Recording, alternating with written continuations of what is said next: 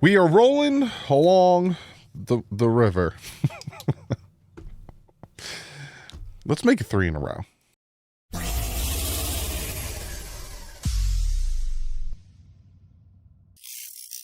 What is up, fans?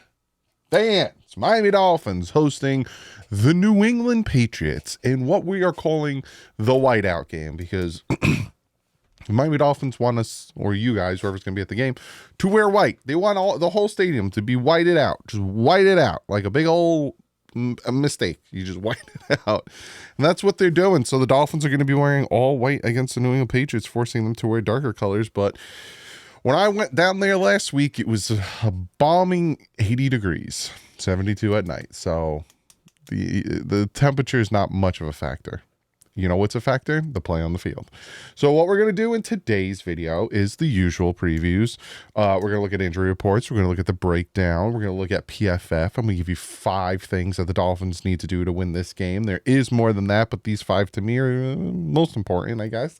And I'm going to give you my prediction on the game. But first, I have to shout out today's sponsor, and that is Clean the World. My man, Sean Seipler, has put together a great cause, a great corporation, business, whatever you want to call it. He's helping people with needs, whether it's third world country, natural disaster victims, the homeless. He is going out and doing things that people should do and helping people. He's repurposing soaps from hotels that people are like, I'm not going to use all this. So he's like, I'm going to take it, I'm going to clean it, I'm going to give it to people that need it. Going to get them shower stations, going to give them water. He even gives backpacks to kids that need them. Go check him out. Link is in the description, cleantheworld.org. It's one of the many organizations he has that is out there to help people. So go check it out. And Sean, thank you so much for sponsoring this video. So let's jump into this Mama Jam. And we are going to start with the injury report. We'll start with the New England Patriots. Now, I cut off the full participants, and I'll tell you why when we get to the Dolphins. But this is what the New England Patriots are dealing with. Jaquilin Roy, neck injury, did not practice 2 straight days. Dietrich Wise Jr., foot injury, did not practice for 2 days. You have Kyle Duggar was limited. You have Daniel Ukwell, elbow limited. You got Devon Gottschall. He had a back injury popped up yesterday for you guys, today for me. And then you have Jennings, who is on there with a knee injury. You have their tackle and low limited. You have Mapu, I think that's how you say his name, limited. Cole Strange limited. And you have Keon White is limited. Not much. You look at the top 2 guys, it looks like their defensive line is a little banged up. Outside of that, we don't know the extent of these limited, if they will play or not. How you doing? Now we'll flip it over to the Dolphins. Kaplow. And you're like, wow, that's not too bad. Yeah, because there's a ton of full participants. You got Bowser, Brewer, Brooks, Hill, Holland, McMorris, Mostert, and Jalen Ramsey all are full participants, but they have to be put on the injury report. But I'm like, I'm not going to show all that because that's not what matters. What matters is what I'm showing you. Teron Armstead didn't practice for 2 straight days with a knee injury. I don't think it's anything to be worried about. I think they're just giving him rest. Same thing they're doing with Calais Campbell. I think he's going to play. Kendall Fuller, on the other hand, is unlikely to play. They're probably going to rest him for another week and get him ready for the short week against the Green Bay Packers on Thanksgiving night. And then you have a few limiteds from Alec Ingold, Benito Jones, Robert Jones, Jordan Poyer, and Isaiah Wynn. Now, Isaiah Wynn is coming off of IR. McMorris also coming off of IR. And the fact that he has 2 straight days of full, they'll probably activate him. Isaiah Wynn, I don't think he'll get activated this week. He might get activated for the week versus the Green Bay Packers. But I'm hoping out of the limited, right? Jordan Poyer will play. Robert Jones will play. Benito Jones will play. I don't think any of the limiteds will miss time, but I really hope. Well, Isaiah Wynn's going to miss time. Alec Ingold's the big one. And to me personally, I think that's why our run game kind of struggled a little bit. Yes, I understand that Devon Achane had over 70 rushing yards, but I think it struggled a little bit. It's because we didn't have Jordan Poyer out there. not Jordan Poyer, Alec Ingold out there. And if we can get him back this week, again, last time we played them, and I will talk about this, we ran all over them, and we didn't have two out there. So big news there, but we won't see Kendall Fuller. 2 concussions in like 4 or 5 games. That's something he really needs to think about. And probably the Dolphins are going to need to think about when it comes to another corner. Or do they feel good in Storm Duck, Cam Smith, the guys that we have going forward. But that's something we'll talk about later on when the season's over. Because the season ain't over, baby. It ain't over. So we're going to go look at the breakdown. We will start with the Miami Dolphins defense versus their offense. Dolphins have the 9th total defense, 10th passing, 10th rushing, 15th scoring defense. We are 30th in sacks. That needs to go up. We are like one of the highest pressured teams, and our defensive ends and defensive tackles get a ton of pressure, and they're quick at their, pass rush win rate and all that stuff, but we gotta get the sacks on. Pause. Third down defense, we are 10th, and takeaways, we are 23rd. That is another thing we need. We had a few takeaways the past few games. Need more of those, especially going on. We are facing a defense that isn't great.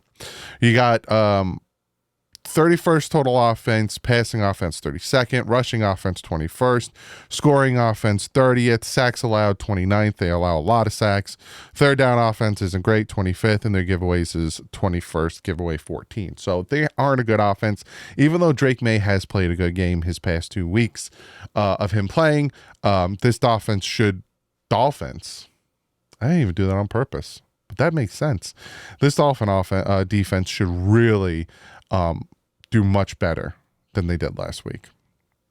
And we faced a bad offense last week too. Like, what the crap is going on, man? Then we have the Dolphins offense versus their defense. We have the 22nd ranked offense, 23rd in passing, 11th in rushing, 27th in scoring, 17th sacks allowed. I wish that was a little bit better. Third down offense, 9th, giveaways 9th. We don't turn the ball over and we convert third downs. Facing a defense that isn't great but isn't bad. 20th total defense, 20th passing, 20th rushing, 18th scoring, 15th in sacks, 19th in third down, and 26th in takeaways. They don't force a lot of turnovers. But if you see here, the Dolphins offense rushes for 122 a game. They give up 218 a game. 197 passing per game, 200, and all of those numbers are skewed. When Tua came back, the total offense hasn't changed from 22nd, but the passing has gone from 27th to 23rd. Rushing is still the same, and scoring offense went from 32nd to 27th. So they are scoring more points. A lot of those numbers you're seeing on the offense are skewed from the 4 weeks it wasn't there, and we could barely score 10 to 15 points. Now we're scoring 27, 31. Like, we're scoring points now. So a lot of this could be skewed. And also you could say the same on the opposite side with Drake May, how they're kind of doing a little bit better there as well. So that is your breakdown. And now we go into everyone's favorite, PFFF, we are looking at the Miami Dolphins offense versus their defense. We will look at their defense first. Their defensive line doesn't worry me. You got Jennings out here and White out here. Those are pretty decent defensive ends. But the interior, and especially our linebackers, don't really worry me. Duggar and their corners, I think Gonzalez is going to be on Tyreek Hill's hip for most of the game, and that's where Washington, Waddle, and Jonnu Smith start to come into play. I think we're going to see more and more of Jonnu Smith doing better and better and being targeted more, and until some of these guys and these safeties can focus on stopping Jonnu. But then also you got the top 10 running back, you have a top 10 tight end, you have a number 2 tackle, number 4 center, and even our Kendall Lamb is not a bad PFF grade here going in at right tackle. The offense should do well, and the offense should score points, especially because they are home.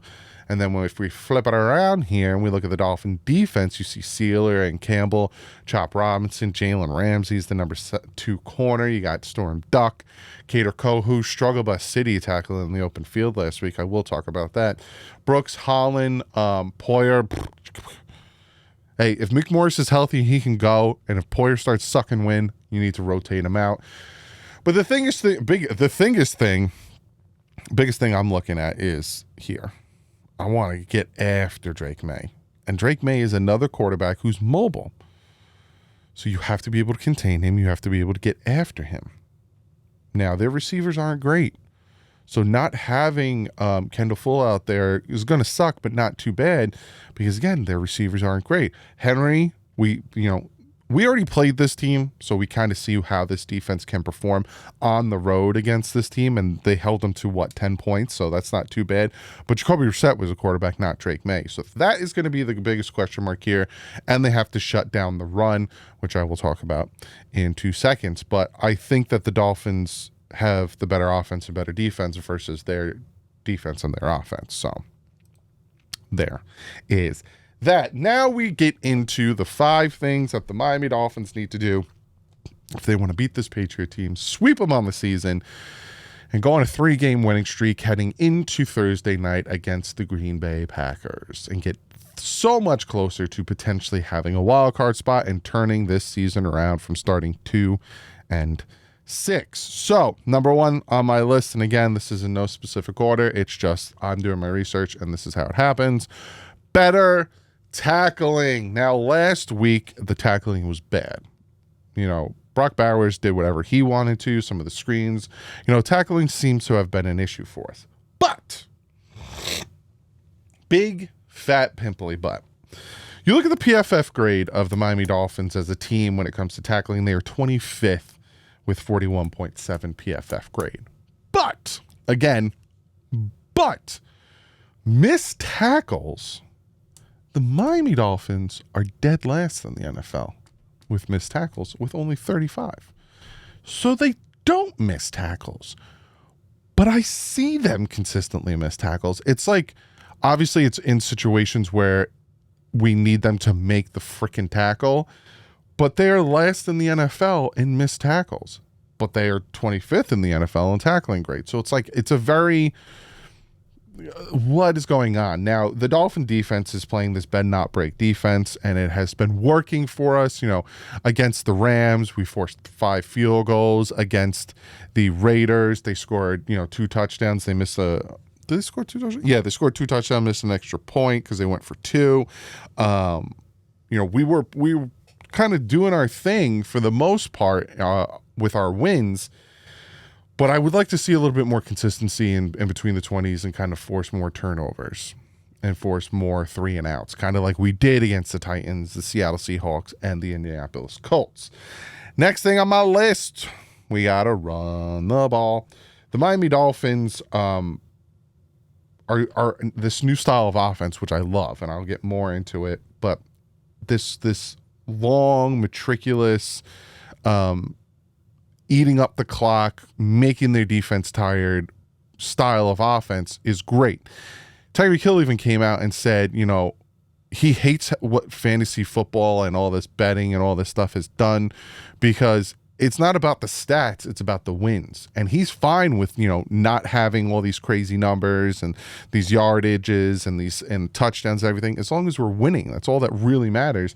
And that's kind of the offense that we're running with right now. Last time the Dolphins faced the Patriots, Jalen Wright had 13 carries for 86 yards, and Raheem Mostert had 19 carries for 80 yards. That's because Devon Achane was out with a concussion. They went off on them. Do it again. Run the ball. Run the ball, run the ball, run the ball. Hopefully, again, we get Alec Ingold back, and he will be able to open up those run lanes a little bit more. But we saw what the Rams did against this defense, how they were able to run against this defense. The Dolphins should be able to run on them. Then again, it opens up the play action, which opens up the different passes. Because if you're going to play too high safety and you're going to be like, well, you're not going to beat us deep, you're not going to get your quick touchdowns, this, and that. We'll take what you give us. That's the difference from this Miami Dolphin team and the Miami Dolphin team that we saw on the field in 2022 against the Chargers, the 49ers. There was one more team where we were just like, what are we doing? They were trying to stay with our offense and force it instead of taking what was given to us. And that's what they're doing now. So run the ball. You did great running the ball last time we played them. Do it again. Stop the run.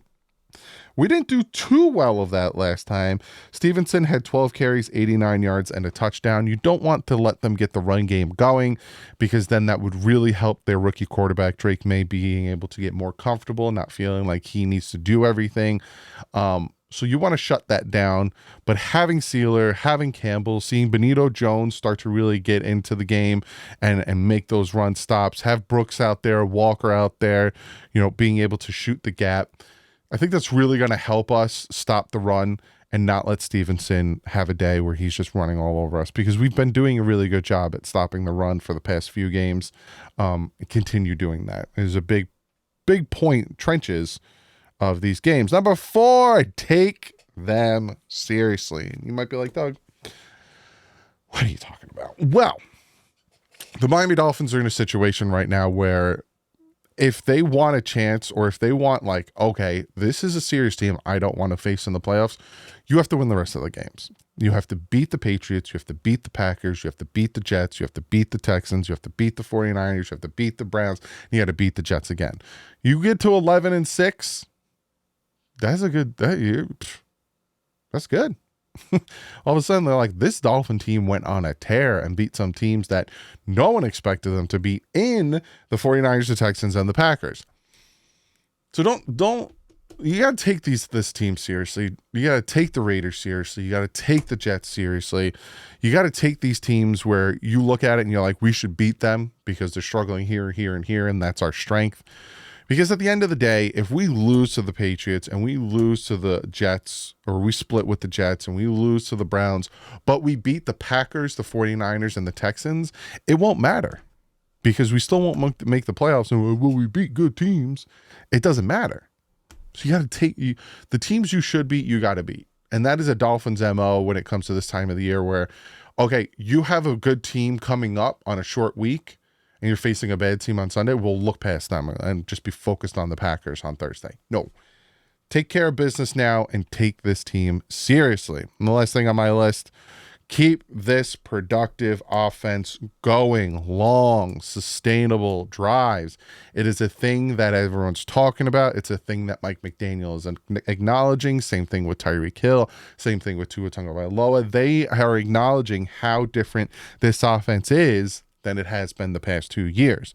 Now, obviously, the first week they tried to continue to, push the ball down the field. You had that long touchdown to Tyreek Hill. You had the long pass play to Jalen Waddle. They were trying it. But once Tua came back against the Cardinals and against the Bills, they were like, we don't need to do that. Hey, if you're going to play cover 2, you're going to play 2 deep safeties, you're going to take away those long distance plays, and you're going to give us everything underneath. We have the yak players to do it. We have, Tyreek Hill, Jalen Waddle, Jonnu, Devon Achane. We have these guys. They'll just drop it off to them, and they're going to break tackles and get the yardage we need. And all they need to do is break a tackle or two, and there you go.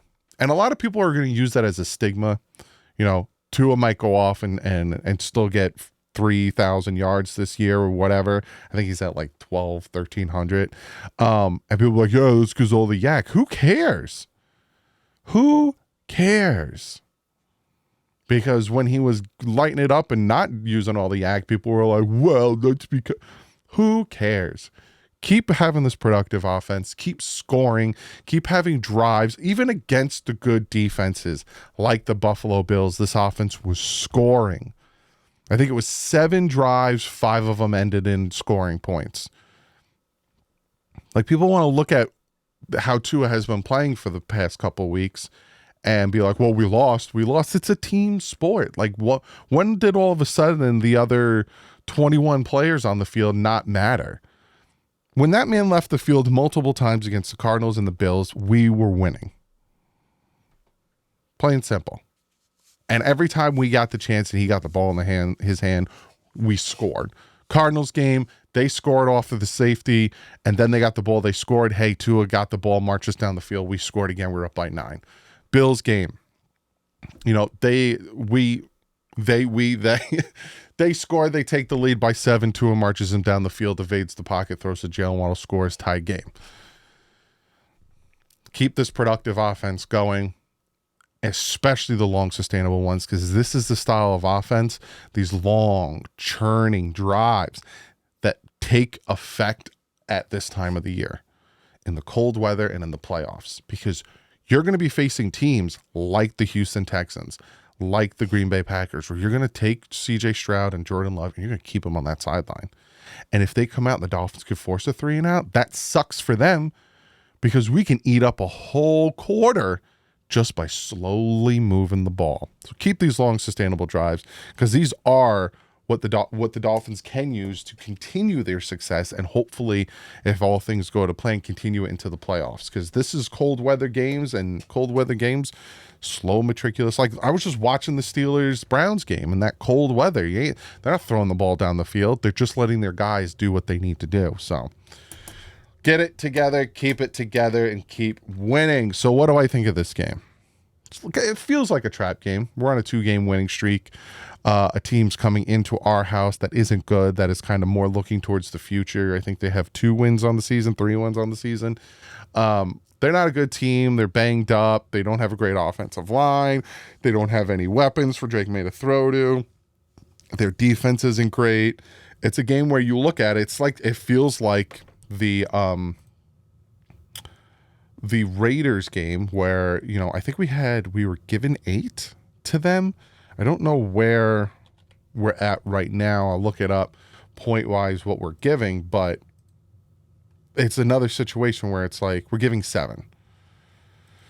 We're the better team. Act like the better team, play like the better team, and win. I have the Dolphins winning 28-14. They should do what they did against the Raiders, hopefully more decisively and not in the fourth quarter, so it's 3 quarters of us all having heart attacks. Like, they should just run away with it and never look back. I don't think the Raiders at any point in that game last week had the lead. I think we consistently had the lead. Keep doing it. Win this game, and then we'll talk about the Green Bay Packers, because that's the test. This is the game to show that we're taking care of business. The Packers game is the test. Are we the team that is going to turn this around and go on a tear, or are we just beating up bad teams? So this is a big game. Next week, not even next week, Thursday's game is even bigger. So comment below, let me know what you think. What do you think of the Dolphins game? What are your 5 things? All that stuff, and give me your score prediction. And I will see you guys probably tomorrow. I'll give you like a final injury update, and then I'll see you Sunday at 1 o'clock right here on this channel, live with my father. But like usual, stay classy. FN's up.